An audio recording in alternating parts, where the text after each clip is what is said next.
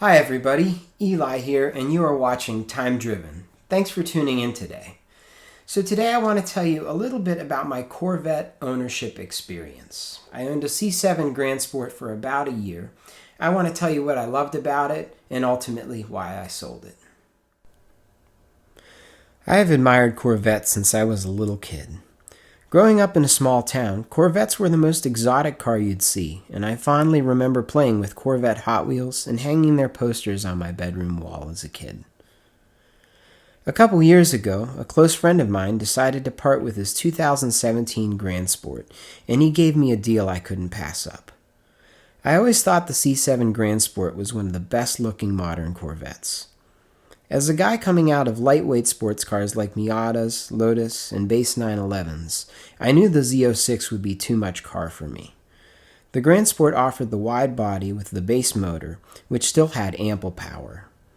To me, the base 6.2-liter naturally aspirated 460 horsepower V8 felt like the perfect amount of power for a balanced driving experience. The car was spec'd in stunning Admiral Blue with the Heritage Pack, upgraded forged wheels, and other tasteful Easter eggs of upgrades throughout the interior and engine bay. I was excited to add the car to my collection. The car was very different from what I was used to. I loved how comfortable it was. It was easy to take to work, to the track, to the store, to a car show, or out for ice cream. It could do it all while the climate controls had the car at the perfect temperature, with cooled and heated seats, and while getting great fuel economy. Additionally, it had tons of storage space and was surprisingly practical with its configurable weather modes. The car made all the right noises and would burn rubber when I wanted it to, but it could also glide smoothly through a school zone without a hitch. The Vette always looked stunning while doing all of it too. The car was a testament to how far American automotive manufacturing has come. I really enjoyed the car, but sold it on after about a year of ownership. It's hard for me to say anything bad about the Corvette because it was a great car. If anything, it was too good. Here's why I chose to sell it.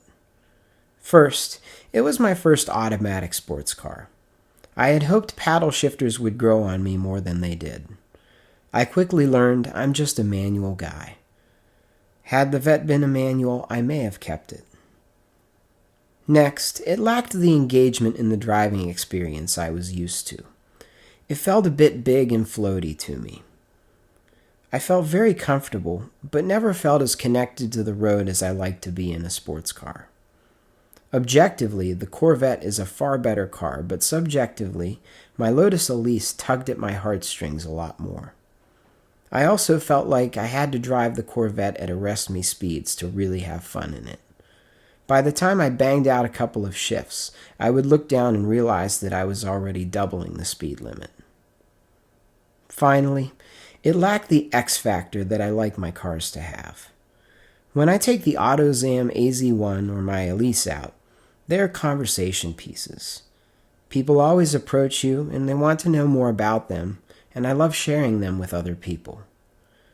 When I would take the Corvette to a meet or a show, it would wind up being parked next to 20 other Corvettes. If you are interested in any generation of Corvette, I can't recommend them enough. They are amazing cars, and I'm proud they come from my home country. I didn't sell mine because it was bad. It was ultimately just too good for me. In the future, I hope to pick up a manual C6, or maybe even a classic C2 coupe. Thanks everybody so much for tuning in today. If you would like to, go ahead and let me know about your Corvette ownership experiences in the comments down below. And feel free to roast me down there as well. I definitely hope to own another Corvette in the near future. If you wouldn't mind subscribing and leaving a like, I would appreciate it, and we'll see you in the next one. Take care.